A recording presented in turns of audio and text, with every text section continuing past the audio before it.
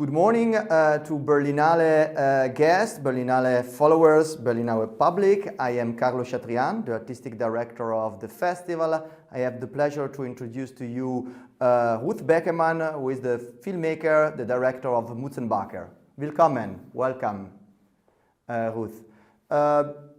Your film is about a book that has been written more than 100 years ago. I would like to understand how this idea started. What was the starting point of your making a film about this very provocative book? Maybe we'll talk about it, but also about words that have been written more than 100 years ago.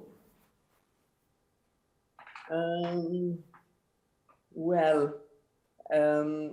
remember that many times during my filmmaking career, I've said to my editor when we had problems, next I will do Mutzenbacher.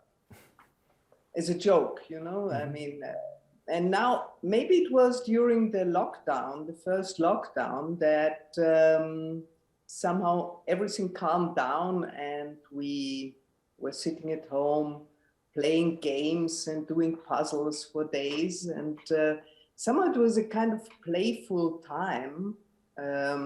Beside all the horrors of the pandemic, but and somehow maybe this playful idea came up again to do research about this book and starting to take the idea more seriously to make a film out of it. Anyway, I couldn't shoot another film. It was impossible to work, to shoot. And so I started to write, and we did a lot of research, reading about this period of time, reading about Felix Salten, who was supposed to be the author of the book, and meeting people. We met many people who worked on this subject, on prostitution, on literature of the time, and so on. So it was kind of, it just came up. So the book, if I am not wrong, as the complete title is Josefine Mutzenbacher, a story of a prostitute told by herself. And you mentioned that we are not sure, but it's very likely that the author is Felix Salten, who also wrote other, but in any case, it's very likely to be a man. And but the title said a story told by herself. So I would like to ask you something. It's like there is also probably, I don't know, that's my take, a desire to take back something, because the book is about a young woman, a child, and it's about a woman anyway. It should embrace the point of view of a woman, but it was written by a man, and it was probably also addressed to a man. I don't know about that, but also I would like to ask a little bit about that. If there was part of your desire to take, to reappropriate, or no, or basically to play also with this gender position. Well, first of all, new research found out that the book was not written by Felix Salten, the author of Bambi, famous Bambi. Yeah. They as they had prepared a big exhibition about Salten, they did research in all his legacy, in all his papers, and there was no hint that he had written this book. So anyway, the book was published in 1906 anonymously and circulated in different copies illegally till 1969. So, of course, this is a special date after the sexual revolution, as we call it, in 1968. For the first time, the book was published legally in Germany and in other countries as well. Of course, this book was circulating among my friends, among many generations of people who tried to find it somewhere hidden in the bookshelves of their parents or wherever, and to use it as a kind of manual to find out more about sex. So that's how I came in touch with this book. as a child already. So, I mean, and this book is like part of popular culture, at least in Vienna. But also, I recently read that there's a Mutzenbacher bar in Berlin. So, and my French translator just told me that the book was published by Gallimard in French. So I suppose that not only Viennese kids got to read this book.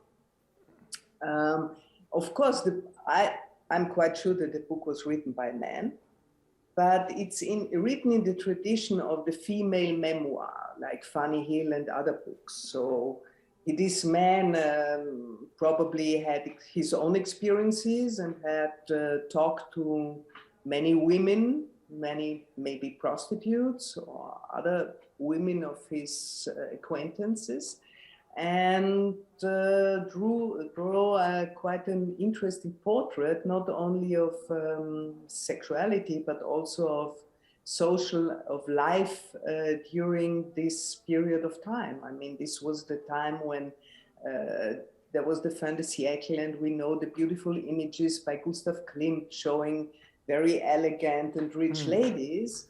And so it's the flip side of Vienna becoming a big city with many, many poor people.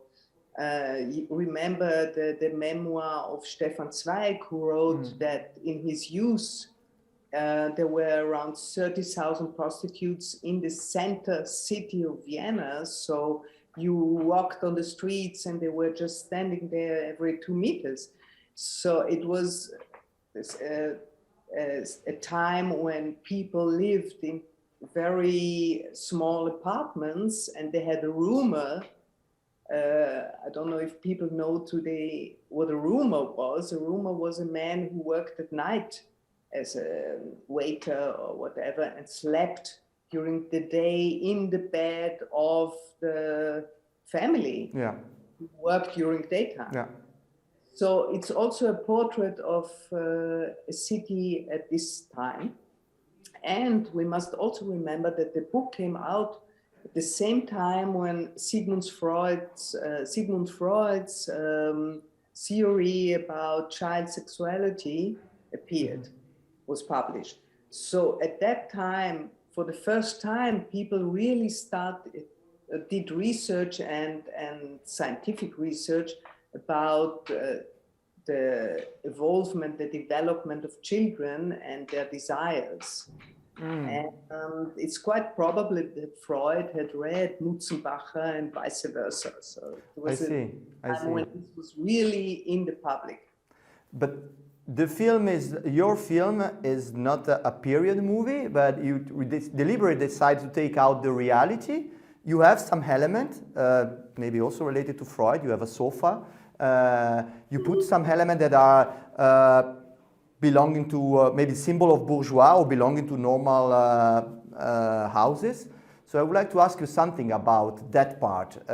It's a film about words. It's about how we relate with words, but it's also about object. And there are very few objects, so our attention goes to this object. And so I would like to ask you if you discuss about that. What was the process to create this special setting, quite empty with a very few objects? Yeah, the idea was to confront the man of today with a book written by a man and fantasies, male fantasies. So what I did was I published a casting call in April 21, looking for a man between the ages 16 and 99 for a film made out of this book. So around 150 men applied. Some of them, of course, actors, but most of them non-professionals. And I picked, I think, around 70, 75 to talk with them on this couch. And actually, we shot the whole film in a former factory, and which was empty, and we just arranged a kind of casting situation with a couch and lights, and that's it. There was not much more than a couch, actually. Yeah, A pink couch. A pink couch, exactly. That Yeah. belongs to you, or that was something you rent for the shoot? I don't have a couch like that. Okay, well, never know. No, the couch was in this place where we shot the film. Friends of mine did operas, and the couch was a prop for their opera. I see. And we hired it from them. The men are not only confronted with the words of the book, but they also confronted to each other, because the other thing that you put in place is not only a conversation, sometimes you behind the camera and the man in front of the camera, but also a kind of performances. The two men perform or act part of the book. So this is, and sometimes this creates a comic effect. Sometimes it goes beyond that. It also a little bit. Some men are uncomfortable. I guess it's normal with this subject. But I would like to ask you also a little bit, because it's more like doing a rehearsal of a fiction film, I guess. That's the way I took it. I didn't understand which film. No, it's like the setting, putting together two men talking on a script is like rehearse for a fiction film, whatever film. I mean, it's like, it looks like a rehearse for a film to be shot. So you include a little bit of the acting of the fiction, not only and the interaction between different characters, because in the end we don't know who are the men behind the. Well, it was a mixture of field experiment and fiction, because I didn't know the men before. I didn't talk to them. We had a waiting area where the men who came stayed, and I just said, please send in 2 or send in 3 or 4 or 1. Okay. But I didn't put them together. I didn't match them. So I didn't know who will come in and with whom I will have to deal. So these couples were random matches in a way, which is very exciting for me as a filmmaker. I like this mixture of a very settled space or prepared concept, firm concept, and surprises, chance, random things that could happen. Because I like to be surprised. So the challenge was that to deal or talk with someone you don't know at all, and to get in touch, communicate with a stranger, which is exciting. And in a way, you have worked a great deal in the documentary field. In a way, this film is a documentary on fantasy, and what at least for me was really enlightening is to see in real time. I don't know. Anyway, in a documentary form, the image, the difficulties or the pleasure or the fear sometimes to deal with images that are in our mind, that are not real, because we are talking about words, not a real character. And so I would like to ask you a little bit, this is a question more about the editing. So you did more, the shooting and the editing, you did more take, or it was the rule was just one take for each man or group of men or couple, or how did you work with that? So it has to be just one, or it was more a process until reaching the point you wanted to achieve? Yeah, I think it's very interesting that you say it's a documentary about fantasies, because that's in many cases the problem of documentary. Most of them deal with real life, but it's very hard to get into fantasies, which is another topic. We can talk another time about that. But to come back to the process, actually,